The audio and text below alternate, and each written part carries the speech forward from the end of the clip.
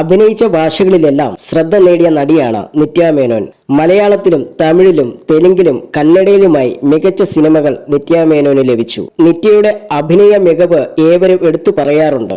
നിത്യയെപ്പോലെ തന്നെ എല്ലാവരുടെയും പ്രശംസ പിടിച്ചുപറ്റുന്ന നടനാണ് ഫഹദ് ഫാസിൽ. ഇരുവരും ഒരുമിച്ചുള്ള ഒരു സിനിമ കാണണമെന്ന് ആരാധകർക്ക് ആഗ്രഹമുണ്ട്. ഫഹദിനൊപ്പം ബാംഗ്ലൂർ ഡേയ്സ് എന്ന സിനിമയിൽ നിത്യ അഭിനയിച്ചിട്ടുണ്ട്.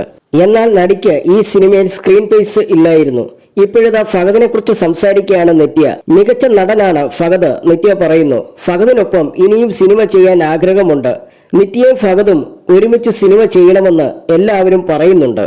ഒരു സിനിമ വന്നിരുന്നു, പക്ഷെ ഡേറ്റിന്റെ പ്രശ്നം കാരണം നടന്നില്ല. വല്ലപ്പോഴും സംസാരിക്കുമ്പോൾ നമുക്കൊരുമിച്ച് പ്രൊജക്ട് ചെയ്യണമെന്ന് പറയാറുണ്ട്. ബാംഗ്ലൂർ ഡേയ്സും ഒരു പരസ്യം മാത്രമേ ഫഹദിനൊപ്പം ചെയ്തിട്ടുള്ളൂ. ഫഹദിനൊപ്പം അഭിനയിക്കുക എളുപ്പമാണ്. ബാംഗ്ലൂർ ഡേയ്സിലെ നടാശ ആകുക തനിക്ക് എളുപ്പമായിരുന്നുവെന്നും നിത്യ മേനോൻ വ്യക്തമാക്കി.